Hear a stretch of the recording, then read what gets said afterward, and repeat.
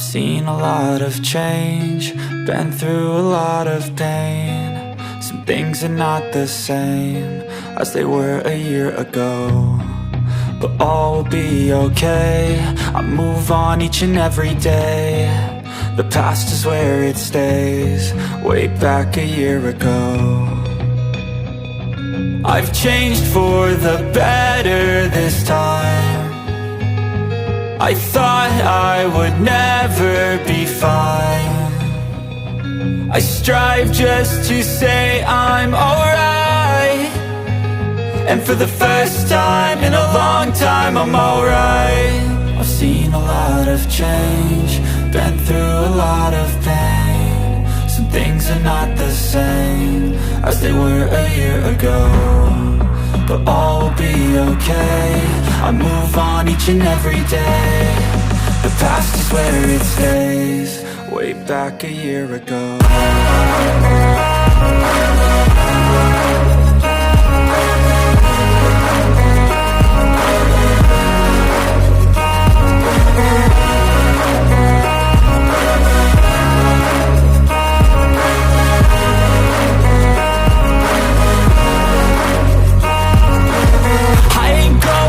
I'm not falling, I'll push all my chips and call all in. I'll bet on myself, you keep stalling. I hear destiny and it's calling. I'll keep my head up high through the downs and lows, and where I'll go in life, still nobody knows. But I'ma choose what's right and take what comes and goes, and ain't no one in life holding me back no more.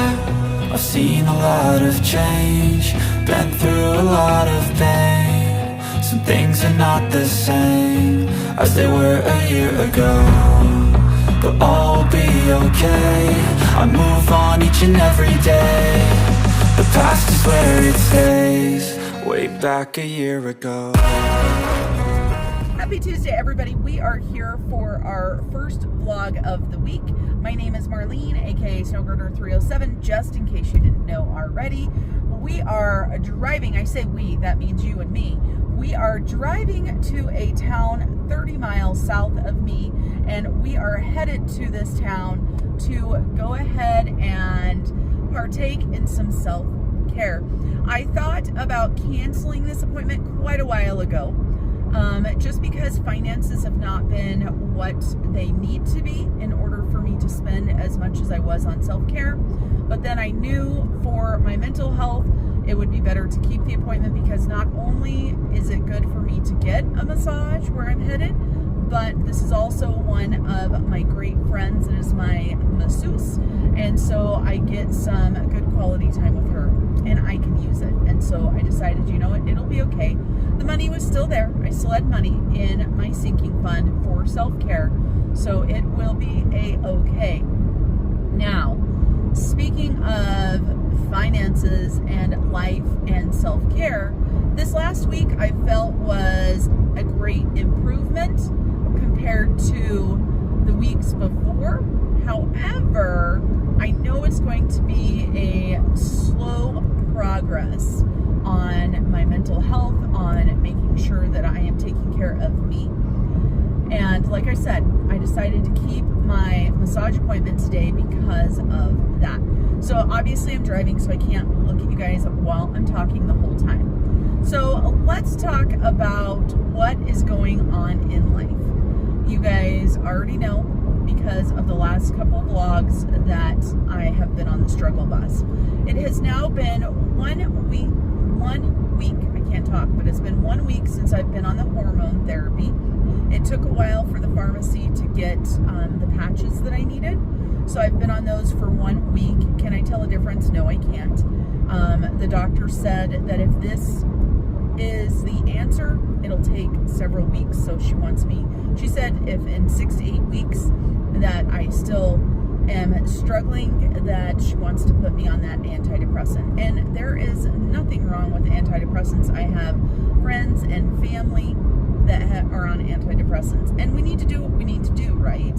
And I know at this point in my life that there have been some major life changes this last year.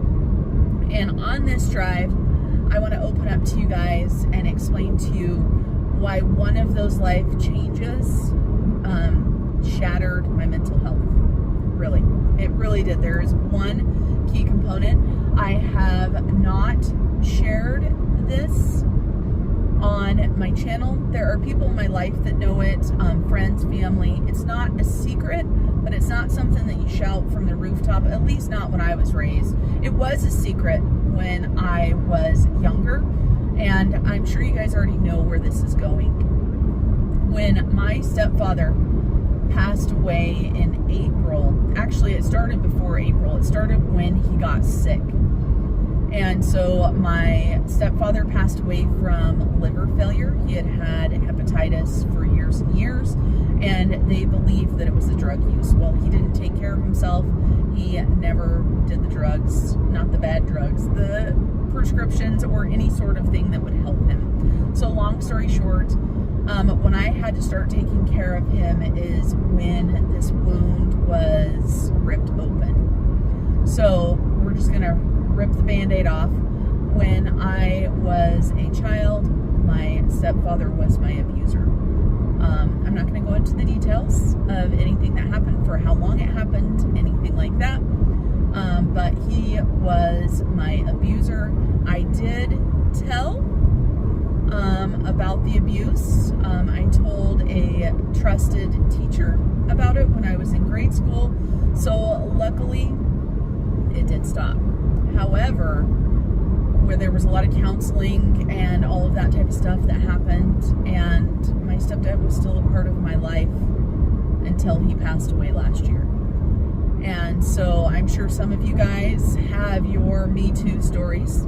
It is so sad to know how many people's life have been touched by any form of abuse.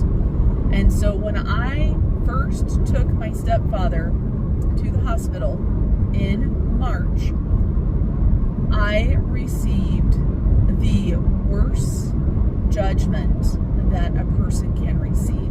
My stepfather was in very bad health. His abdomen, because of his liver failure, was full of fluid. And so what I can best describe it is, it reminded me of the commercials I used to see of the starving children in Ethiopia, where they are super, super thin. You can see their bones, but they have a big stomach. And that is what my stepfather looked like. Now, if you're not familiar with liver failure, of course, it produces all of the fluid that stays in your abdomen unless you get it drained. And my stepfather was supposed to be doing this. He had went to a doctor in Utah, I believe, a year before, and he was supposed to be going every month to get the fluid drained. He had never went once. And so what happens with the fluid, if it can't be drained, it tries to get out of your body some way. And so he had open wounds and sores on his feet, blisters and stuff from all of this liquid trying to get out of his body. So he was in awful shape. Now, of course, because his stomach was so big, he couldn't do things like keep care of those wounds. You know, he had a hard time dressing himself, and I had no idea this was going on. My mom passed away in 2020, and after my mom passed away, besides an occasional phone call just to check in, there really wasn't contact with my stepfather and I, and I'm sure you guys know why. So we took him to the emergency room, and let me back up a short bit really quick. The way that I found out is my mom still has, a foster sister that she was very close to. My mom's childhood was full of abuse, surprise, surprise, and she ended up in foster care, and her mother went to the state hospital. And really quick, mental health has been a huge thing in my entire life because my mom was also schizophrenic. However, my mom kept herself medicated, thank goodness. But this foster sister was very close to my mom her entire life and was worried about my mom the last years of her life because of my mom's declining health, but also because of my stepfather's treatment of my mother.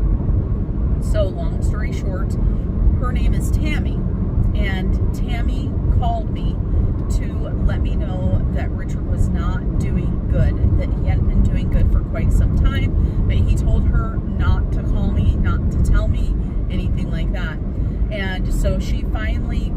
permission from him to call me. And when she did call me, I reached out to him, and this was later at night, and I said, Tammy called me, said that you're not doing well. I am going to get you to the doctor. And he told me, he's like, yeah, we can make an appointment or something. I'm like, no, if you're that bad, we're going to take you to the emergency room. I live 100 miles from where my stepfather lived. And so I told him we would come the next morning and take him unless he wanted us to come right then, we would. And he said no, and that he sleeps late, so I couldn't come to his house until 3 p.m. to come get him. I let him know that no, that wasn't happening, and I made plans to go to his house. He told me, he's like, well, I won't answer the door if you show up. I reminded him that I still had keys from when I lived there years and years ago. Long story short, my husband took the day off from work. He went, he helped me. We helped him get dressed. We took him to the emergency room and got him checked in. Now, the nurse and the doctor could not believe that I had let my stepfather live by himself in, this type of shape. Well, of course, like I told you guys, I really didn't have contact with my stepfather and stuff.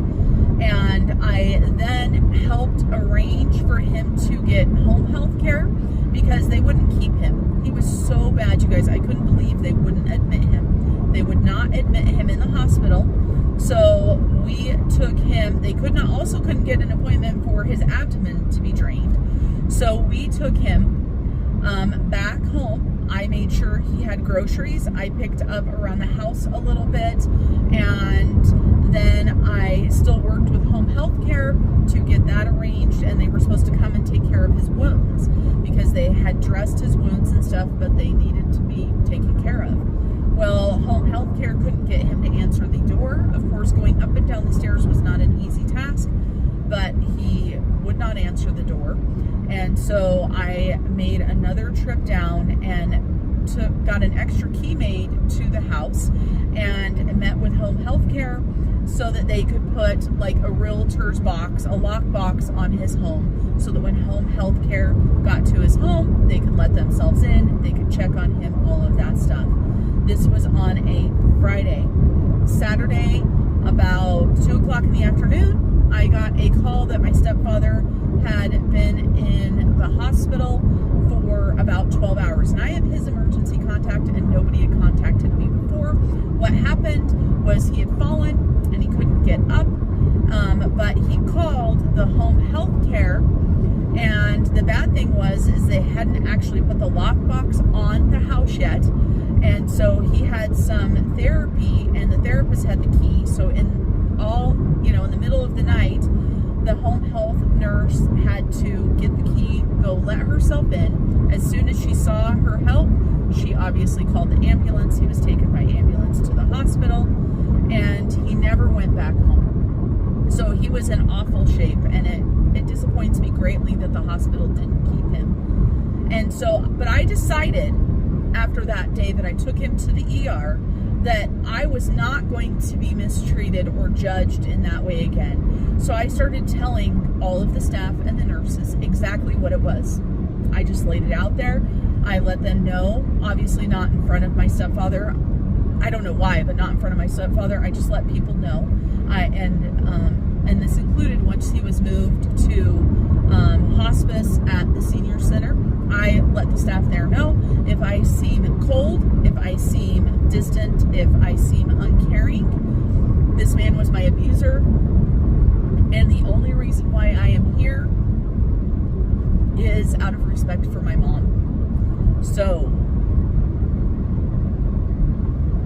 I did. I let them know. So he was in intensive care in the hospital. So they released him a few days before and wouldn't admit him, and then he ended up in intensive care. And during that time, my stepfather already had a will, thank goodness, but I had to do stuff like power of attorney for financial stuff. I had to help him pay his bills. I had to file his taxes for him. I had a lot of stuff I had to do. And luckily, I was already on his bank accounts. He had done that about a year before at Tammy's insistence, and that's my mom's foster sister. Luckily, I was on his bank account, so I could write checks for his bills. I could go in, do things like that. And my stepfather did not have a smartphone. He did not have a computer, so there was no bill pay set up or anything like that. And so I had to take care of getting all of the bills paid for the home while he was in the hospital. We did not know if he was going to go back home at this time. And one of the things that we had to figure out was how for me to get into the safety deposit box when he passed, because that's where the will was. And he told me, no problem, we already put you on the account, so you're on that. And I'm like, no, I'm not on the safety deposit box. And so I contacted the credit union where it was, explained the situation, and they said, not a problem, he can add you, you two just come in. And I'm like, you don't understand. My stepfather is in intensive care. There's no way for him to go to the bank. I jumped through a bunch of hoops and got paperwork from the bank, and then I had to find somebody that would notarize the paper for me to be allowed onto the safety deposit box. That was like pulling teeth. And then we had the power of attorney for medical purposes that had to happen. Got that done. Then we had power of attorney as well for finances, because, well, yes, I was on his bank and stuff. I couldn't go in and do anything or work with the banks on anything. So in order to get that done, it was either a notary or two witnesses that would witness and say, yes, he was of sound mind. Unfortunately, by the time we realized that we needed this, notaries at the hospital will not help you, and I understand why, so this is not judgment. It's so that somebody can't come in when somebody's sick and get power of attorney and take all of their finances and stuff like that. I understand. Luckily, I had two friends that came in and witnessed and talked to him and everything. And I did have a notary that did help with the power of attorney for the safety deposit box. And of course that notary made sure that he was of sound mind, all of that stuff, but it was a hot mess. And so when my stepfather got sick and I got the judgment and everything, it opened a lot of wounds that I had pushed down deep inside. And needless to say, it was all tore open. Now, the other thing that was so hard is when my mom passed away over 5 years ago, I was not allowed to get any of her stuff. I had gotten pictures when she passed away, and I took a big box of pictures out of the house so that we could do stuff for her obituary, for her funeral, stuff like that, and I never gave those back. I felt kind of bad about it at the time, but at the same time, I just never gave them back. And so once my stepfather passed away, and this is after me going back and forth and being at his beck and call, I was traveling 100 miles round trip multiple days a week to try to help him. And this is where the hard part was, because this is a man that I had hated for a majority of my life. And now here I was responsible for him. And it made me very mad at the world. But I pushed that down and I did what I needed to do, because I still have empathy. And so here I am going to the store to buy this man strawberries because he wants strawberries. And I'm going back and forth between the house and stuff, getting him the things he needs. Going to fast food places when I come to town to get him the food that he wants.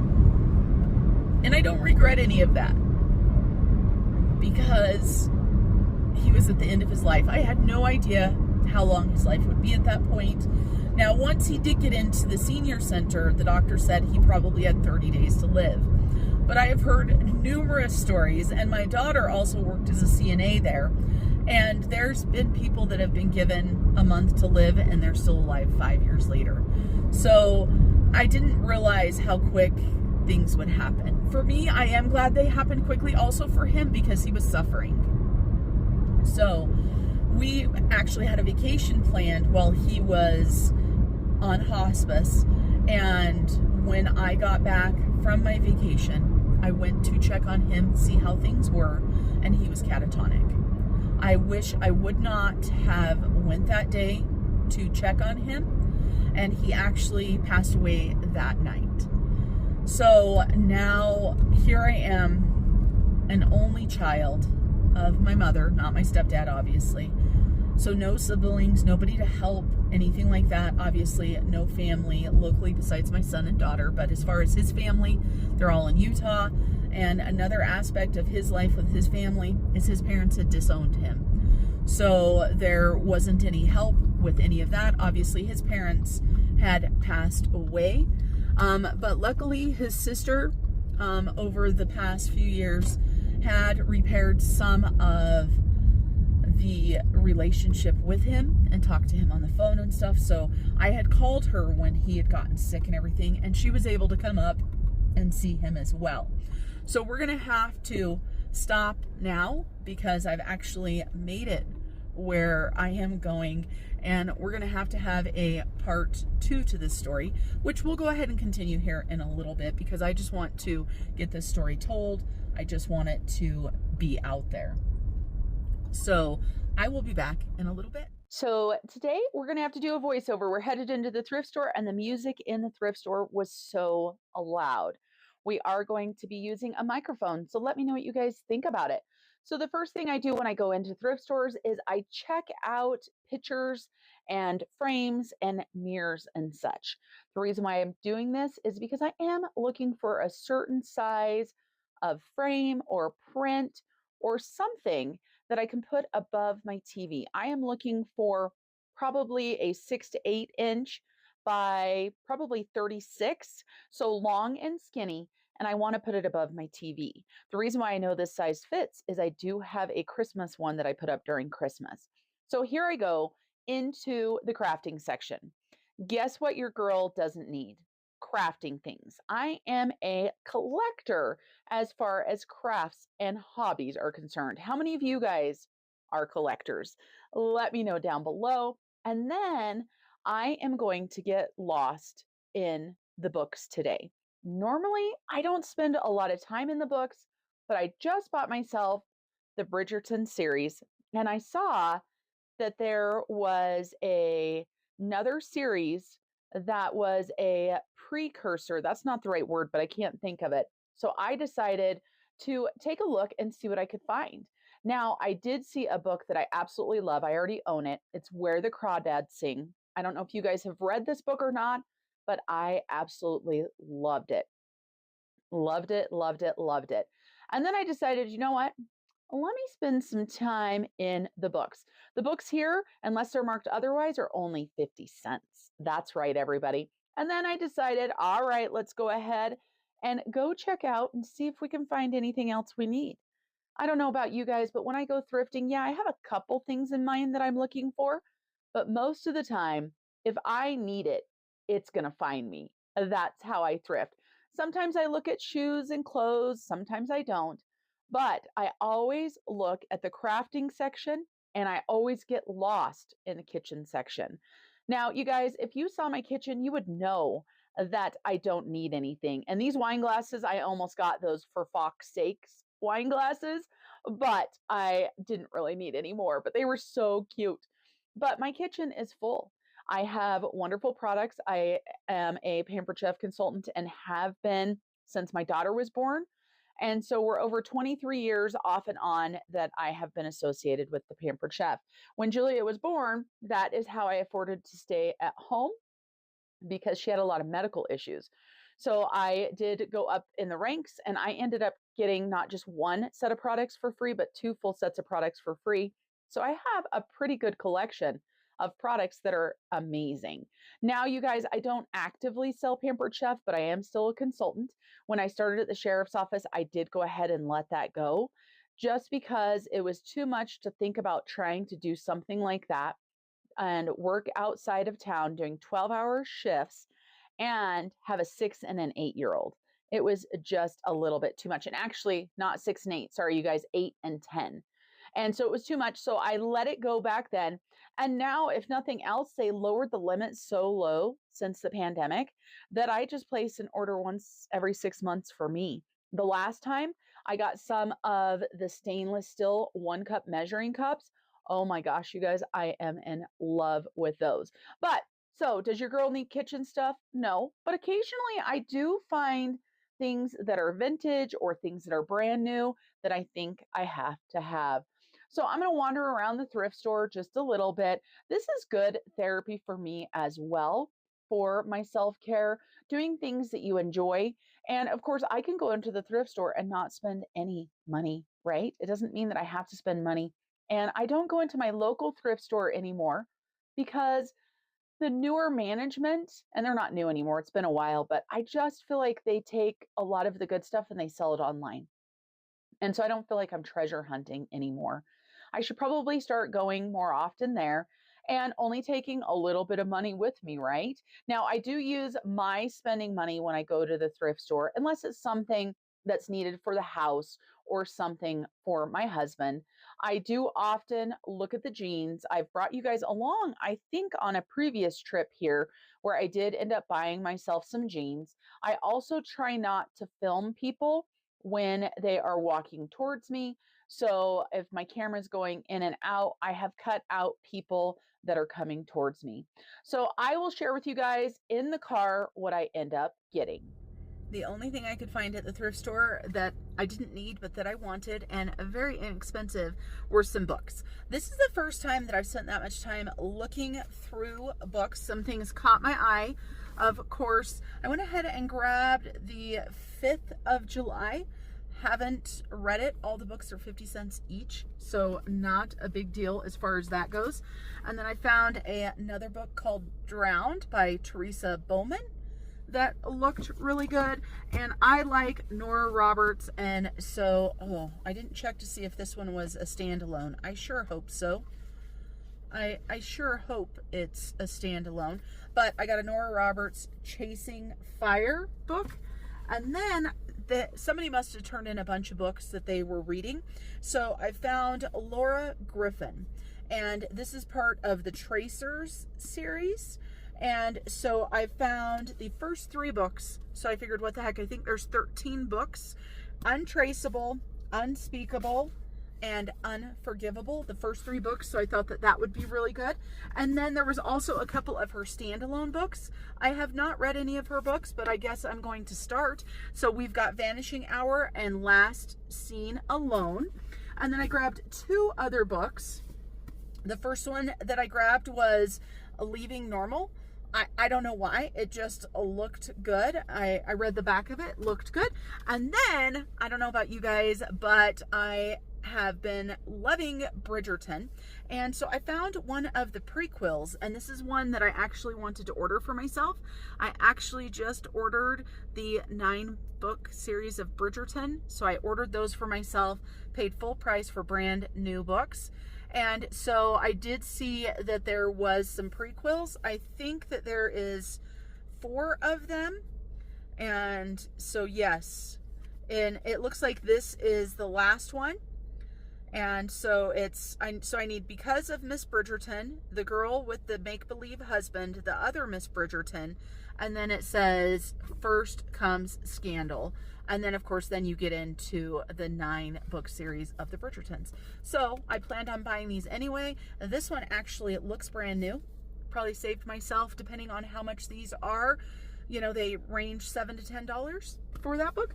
So I spent $2.60 with tax. So let's go ahead and get on the road, get on the way home. My massage was amazing. It's like free therapy with a friend. I know a lot of people sit there and don't talk during their massages because a lot of times you don't know your masseuse, but I do know mine. So we have got, I don't know, 30 miles or so to drive. So we are going to go ahead and get back into the story that we were telling. And believe it or not, I wrote myself a note so that I knew where I'd left off, because obviously this is an emotional story. I'm sure there's parts that I forgot, parts that my storytelling may not have been as good, but this is a raw blog, so this is what you get. This is the real me. And I have my sweater and my hat on, and it is too warm out for this. So I'm going to pull off to the side of the road and take my sweater off because it's too hot. And don't worry, I have a shirt on under this. It was cold this morning, and when I left the house, my hair was still wet. So I threw my fuzzy hat on. So who knows what my hair looks like. So we are not going to take the hat off, even though I probably should. let me turn the heat down to a reasonable temperature as well.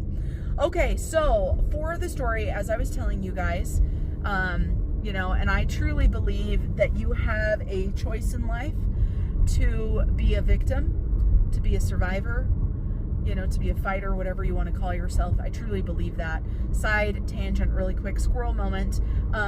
Working in law enforcement for 13 years in the jail, on patrol, working warrants and everything, I heard all kinds of excuses about, I grew up in a bad home, I grew up in a bad neighborhood, my parents did drugs, I was abused, all of this type of stuff.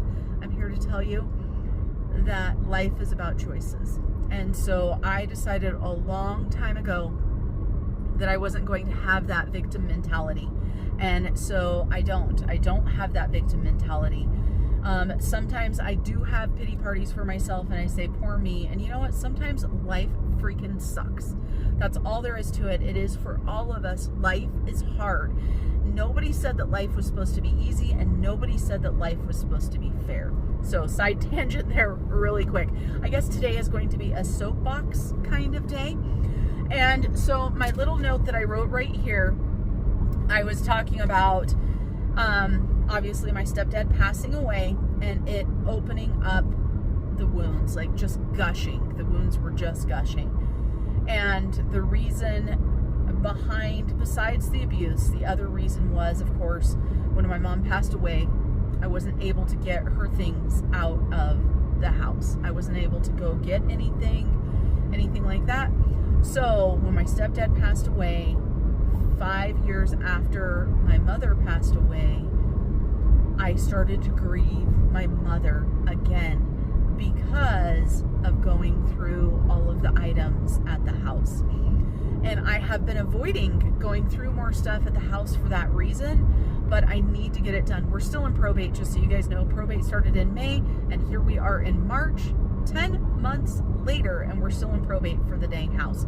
So I have got a bunch of stuff at home that's sitting on the table, and you guys are going to be disappointed, but they're sitting on the table with the Christmas stuff that's still sitting there. So I am going to be working on taxes today, but I also want to work on the table and go through some of the stuff that I got from my parents' house. I have a feeling a lot of it's just going to go in the garbage, but I need to take the time to go through it. And so, as I was saying, when my stepdad passed away, I felt so torn up because the humanity that I have inside of myself was clashing, that empathy was clashing with the hate that I had held on to for so long. And I had, honestly in my life, there's been times that I hated my mother. And I know that sounds awful. And my mother and I worked through a lot of stuff. But for me, I didn't understand how she could choose to stay with a man who did that to her daughter. And so that's still there. I still don't understand, but I do understand to a certain point. I told you guys, my mom grew up in a bad home. Here we are, back to bad homes, right? Grew up in foster homes, grew up with that. And my mom, while she was a strong woman, she didn't have a huge skill set. I don't mean that to sound that she was stupid or anything, but she had me when she was 16. She graduated high school in a young mother's program, but she didn't read super great. She didn't write super great. It was one of those things in her that was her insecurities. And I think because of that, that held her back from a lot. She was an amazing artist. She used to decorate cakes at Baskin Robbins, and she could draw anything. She could look at a picture and she could draw it. And she loved crafts. She loved all of that. Going through my mom's house, of course, I found a ton of that stuff as well. But I believe that she felt trapped. That's what I think. Just like any other abusive type relationship, I don't know the abuse that my mom experienced being with my stepdad. I really don't. I can tell you this, my stepdad was 13 years older than her, and we moved when I was 2 to Wyoming. I'm not sure what month, so I don't know if my mom was 18 or if she was 19, but she moved out of the state where she lived and grew up and had family and friends to live with a man in another state with a 2-year-old child. I think that says a lot about my mom's life. And of course, we can all look at other people, we can look at their mistakes, and we can judge them for that. That's not what this is. This is me as an almost 50-year-old woman trying to figure out why my mom would stay with a man who did this to her child. And also, like I said, I don't know the abuse that my mom experienced. I do know that there was a lot of fat shaming and a lot of that went on in my life. And I watched it happen to my mom. My mom also had breakdowns in my childhood. Yes, actual breakdowns where she ended up in the state hospital for over a year after what happened to me. So I think that also correlated with her staying. And so, yes, she was in the Wyoming State Hospital for a year. I lived with my aunt and uncle for about a year and a half. That is why my cousins are like my brothers and sisters. And we talk about this, and if my cousins watch this, I'm not sure if any of my family watches this channel or not, but we trauma bonded together.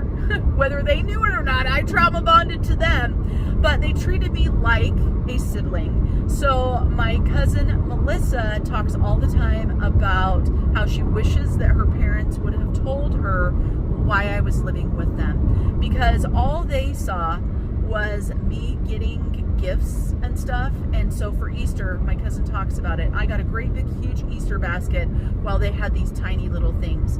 So anytime I got presents or I had anything, they destroyed them because their jealousy. They didn't know why I was there. Meanwhile, I remember crying myself to sleep because I was jealous of the relationship that they had as a family.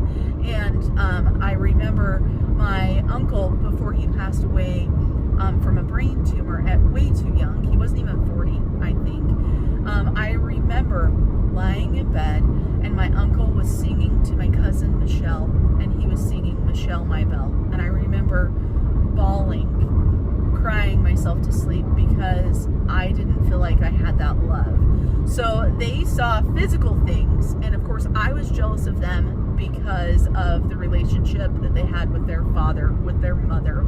And I am so happy to have had the time with them because it created the person that I am today. That's what I say. I don't wish for anybody to go through anything like I went through or worse. There are people that have way worse stories than I do. Way worse things happen to them. And I hope that they are survivors and are strong and don't let victimhood claim their lives. Because no matter where you came from, no matter what happened to you, you can become whatever you want. And that is the thing with, especially in the jail, a lot of the people that were in jail for drug charges, for whatever, alcohol, for murder, for all of the things, a lot of them were stuck in this state of victimhood, that they grew up around drugs, that their mother was the first one that gave them drugs, that, you know, different things like that. So that is their excuse. And it's a coping mechanism, right? And I am not a doctor of any sort whatsoever.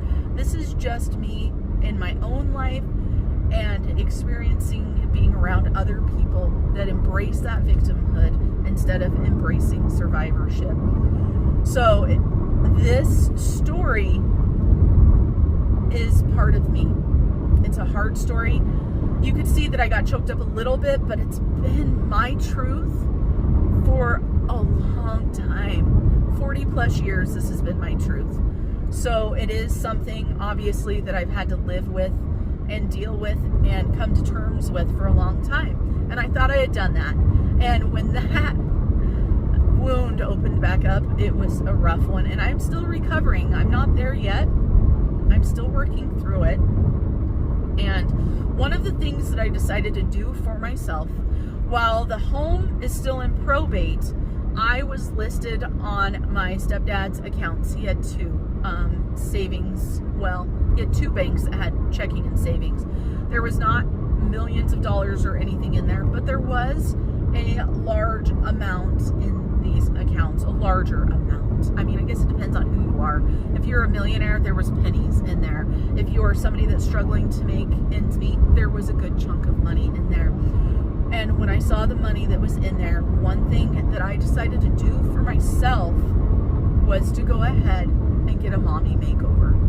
I earmarked that money, I put it aside, and part of the reason why this is part of this story is because obviously victims of abuse have a lot of emotional, mental scars, things like that.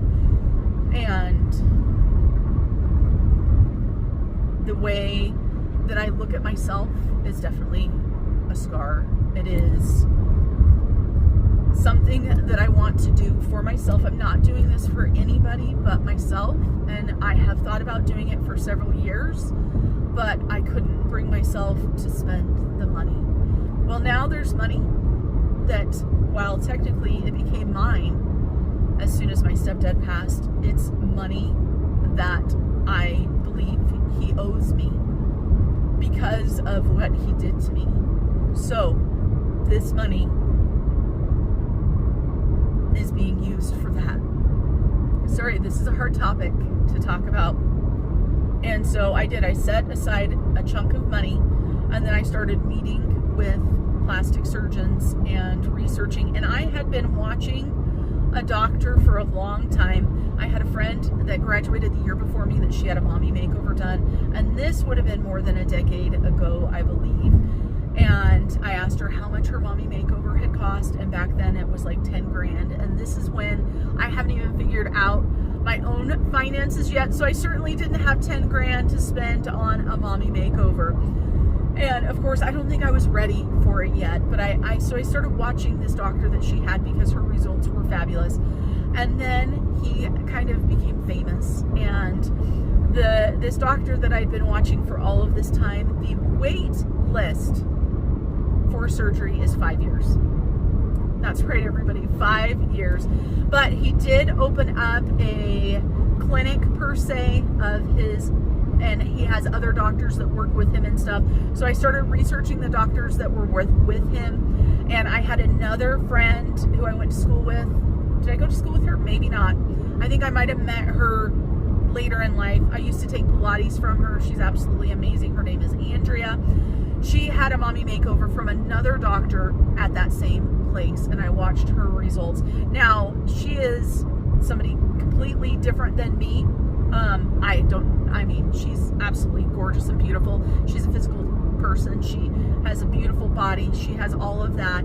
And she did have implants, had a problem with them, so she decided to go ahead and get a mommy makeover because she had a C-section. But her recovery and watching how she recovered was amazing. Of course, she is in shape and fit, and she was before she went in. Me, because of what I've been dealing with, I've been having a hard time even making myself go out in the sun and go for walks. But here we go, tangents. I'm sorry, you guys, back and forth.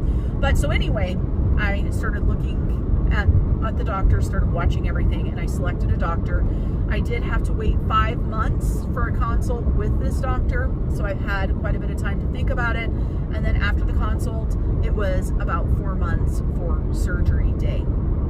So surgery is coming up on April 14th. That's right, everybody. I am going to bring you guys along on this channel. I don't know if I'm going to show you guys graphic photos of me or not. I know some people share their before and their after. I'm not sure if I'm there for that. We shall see. Maybe if I've got, but obviously the pictures they take, you're basically naked, right? So the doctor can see and you can see.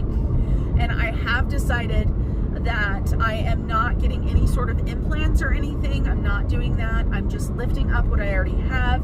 I'm getting rid of the mommy belly and stuff like that. And so this is for me. It's not for anybody else. And I am hopeful that this will help me be, I don't know, happy? Is that a possibility? I'm not saying the surgery is going to fix my life, that it's going to make everything perfect or anything, but I can say that I've struggled with my weight my entire life, and I believe it stems back from my stepfather. I lost weight, I gained weight. I lost weight, I gained weight. When I was a junior, I had an eating disorder where I just didn't eat anything. And so I lost a whole bunch of weight. And, you know, I also gained weight. And I think part of me was that if I gain the weight, things won't happen to me.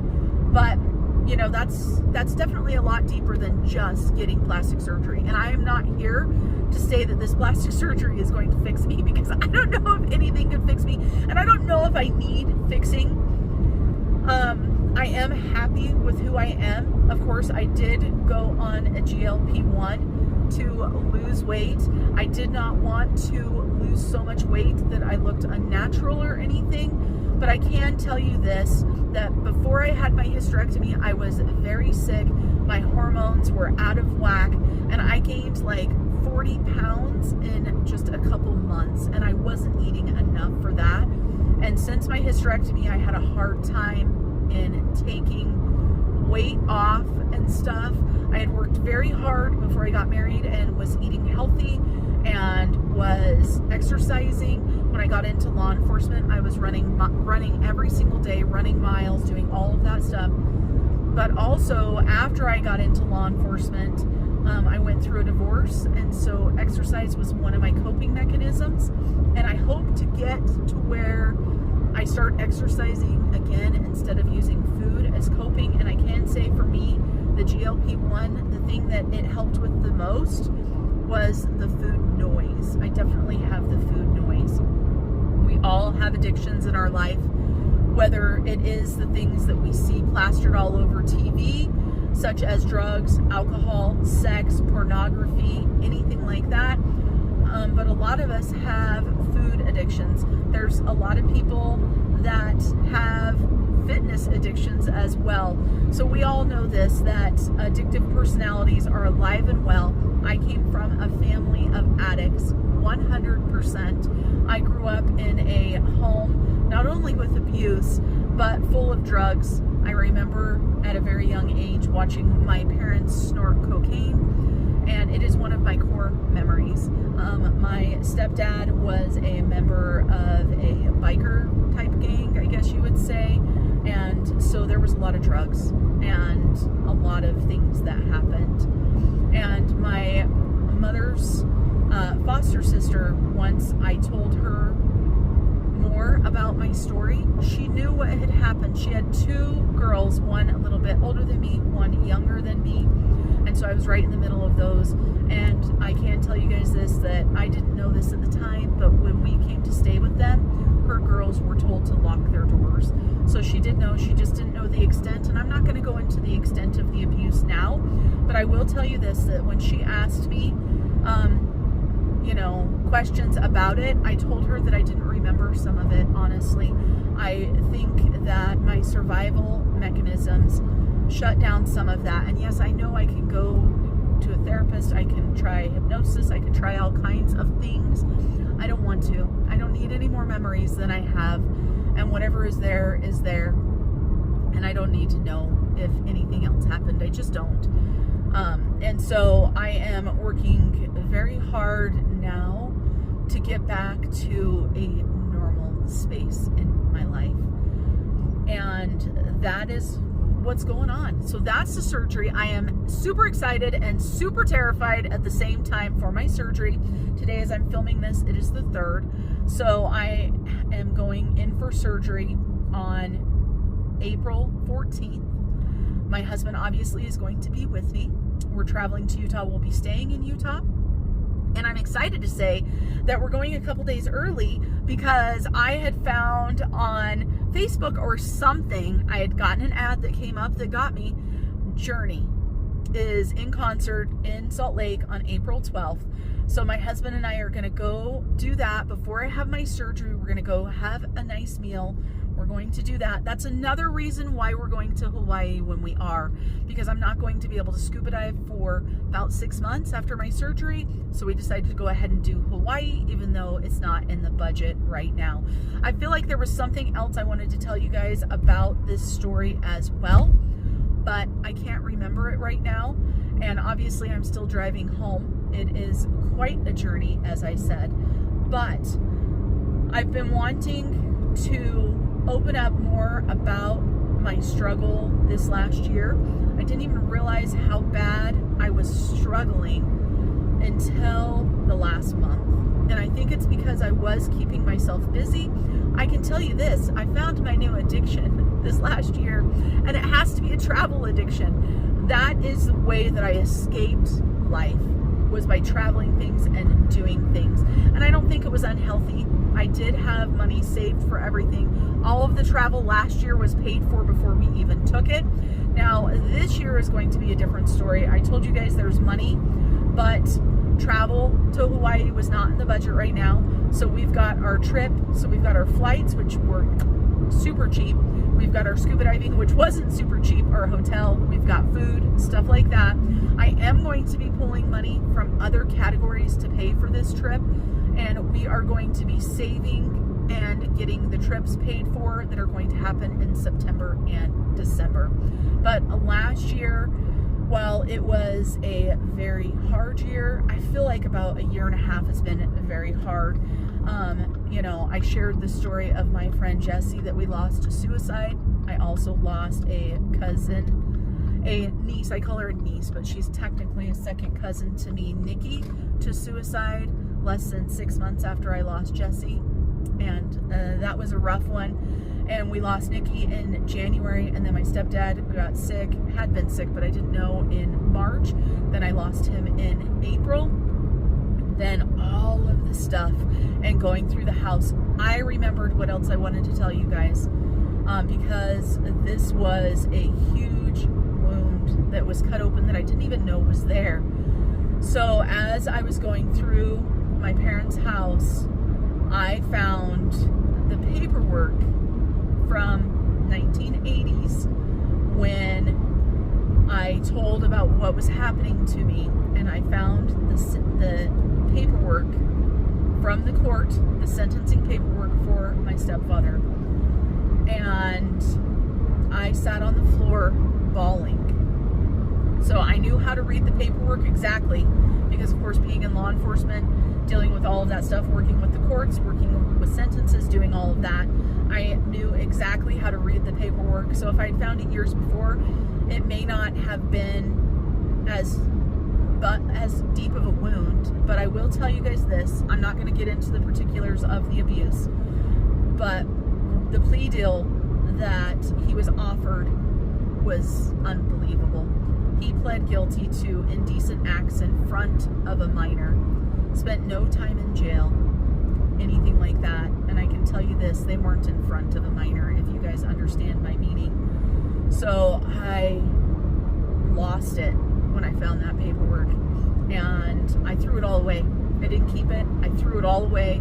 I didn't care. I read through it, bawled, put it down, cried some more, and still it hurts me so much to know. And I don't know if I wasn't a good witness. I don't know, you guys. I was young. I don't know what it was, but also this was in the 80s.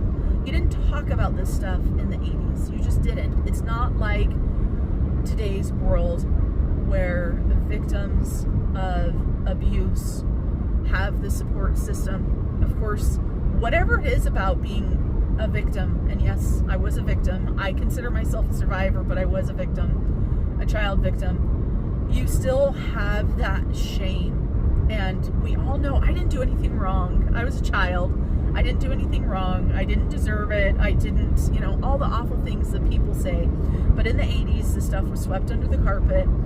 And so I can tell you that that wound right now is still something that I am trying to work through, because obviously I don't understand. And of course, I'm too young to remember. Of course, I remember doing the interviews. I remember doing all of that stuff. And believe it or not, well, I don't know why you wouldn't believe it. That is the reason why I wanted to go into law enforcement. There was a female detective that helped me so much, and I still remember her to this day. She helped me through that so much. That is why I got into law enforcement, and that is actually what I wanted to get into. But that's another story for another day about my law enforcement career and what happened and what didn't. But I can tell you guys this, that I still remember that detective from this day. I still have core memories from that stuff. And I am so glad and thankful that the world today, while the abuse is still happening and we know this, that there is support for the victims of abuse, no matter what it is. And so that was the part that I had forgotten to tell you guys about, was that. And, you know, just going through your parents' house after you've lost them, no matter the situation, it's an awful job. It sucks. It's not fun. I have found some stuff, of course, that brings amazing memories and amazing things, but the abuse that I remember took place in that house. So that house is going away. That house is not staying in our family. I don't want to keep it. I don't want to rent it out. I don't want my children living there. I've thought about this for a long time. There are people that are like, you should keep it. It would be an income source. It would be all of this. For me, I don't want it. I don't want it. I moved out when I was 17 years old out of that house. And I can tell you this, when I was talking to the children, Julia remembered the story of her grandfather. Peyton did not, because I told them about it, but Peyton did not remember. And so when Peyton was like, but you don't want to keep the house, Mom? You don't have good memories here?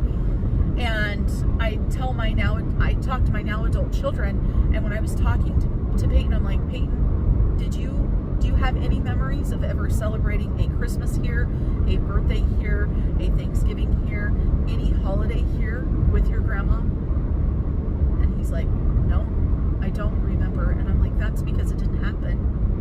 We did not celebrate with your grandparents at their house. When we did Christmas, it was at our house always.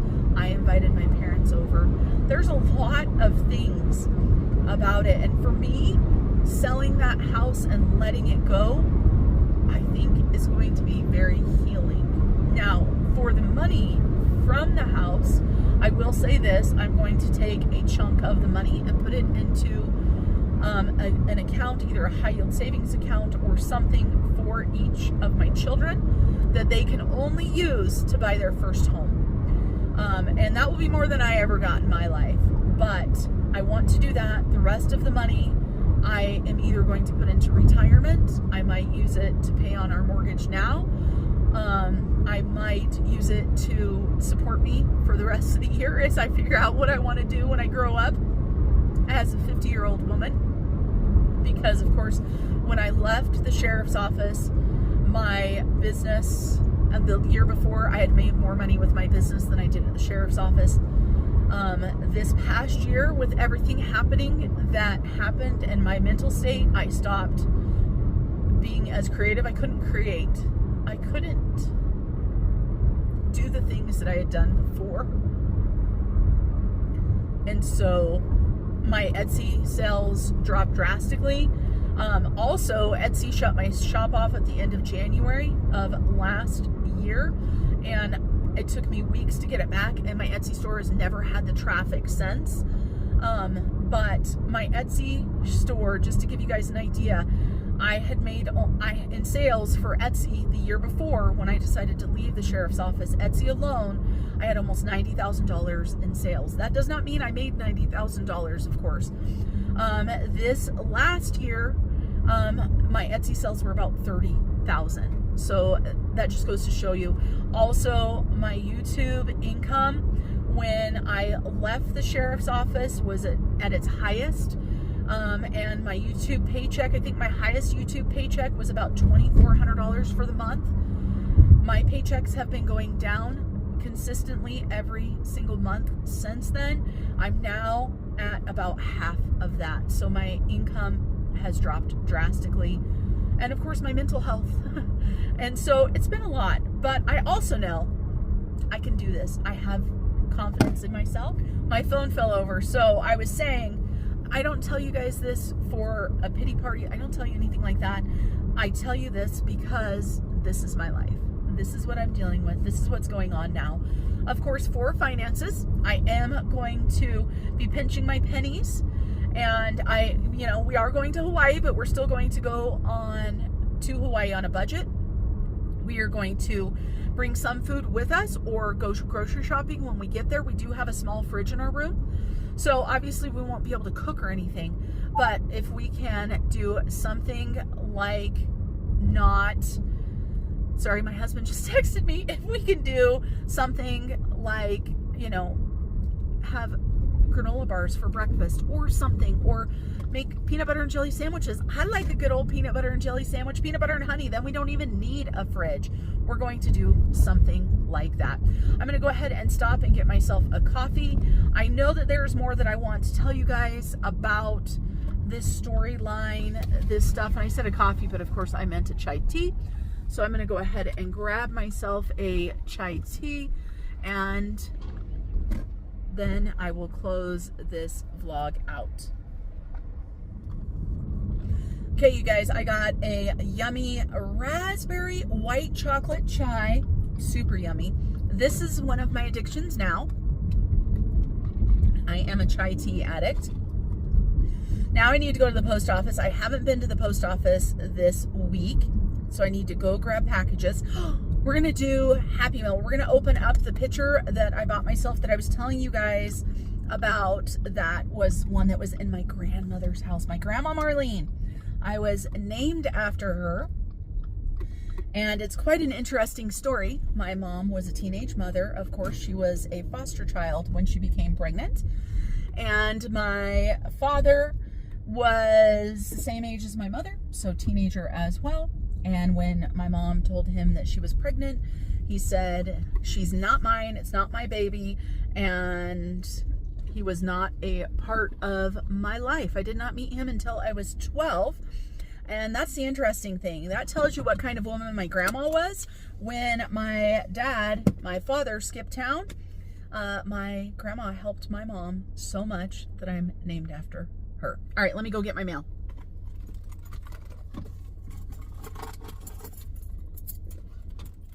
Here we are. Finally, you guys can see the Yorkies.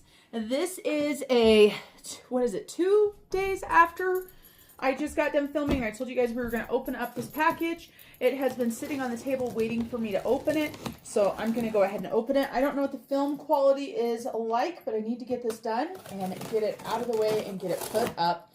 So we're going to go ahead and get this done. I took my address off of the box so I didn't have to worry about editing it out or anything, because it did have my P.O. box, but also my physical address. If you're not familiar, in the small town that I live in, while I live in the town itself, we do not have mail delivery.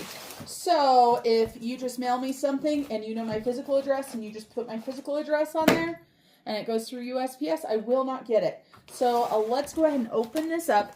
This is the pitcher that I ordered, and wow, it looks like they did a good job packaging this up. So let's see how we're going to get into this box. Not as bad. Okay. But they used all kinds of scrap pieces of cardboard, which, hey, I'm good with that. I get it. Boxes are expensive, and if you are a reseller like this person is, then you do whatever you can to save money. So no judgment there. I do not think it matters as long as it's made it safe. And of course, mailing something that is glass, I can't even imagine. Luckily with my stuff, it's just paper products. But I can tell you, some of my stuff has gotten completely destroyed by the postal system and by FedEx and UPS and everybody, because no matter how careful we are, things get broken, they get dropped, they get stuck in the machines. I am so excited for this picture. And as I explained to you guys, it is one of my core memories of my grandma. So, there's some bubble wrap, more tape. Okay. Oh, and it is wrapped in cardboard again.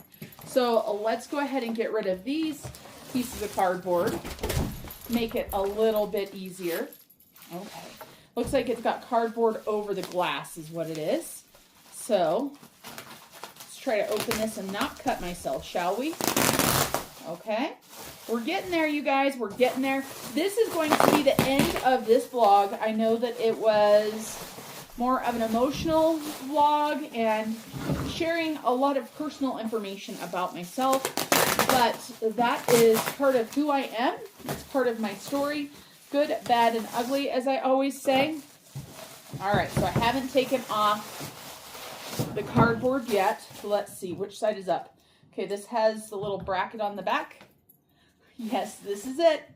I don't know if you guys are going to be able to see this or not, but here it is. And I am super excited to have it. It does not have glass or anything on it. I don't remember if my grandma's had glass on it. It is very, very dusty, I can tell you that. So I need to clean it up. I'm going to hang it on my wall. It looks like, if I had to guess, I would guess that this had glass in it to begin with. I can't remember at my grandma's. I can't imagine my grandma hanging a picture that didn't have glass on it in the bathroom, but I never paid that close of attention. So I don't even know if you guys can see my face right now. I hope the video is recording. Please tell me I pushed record.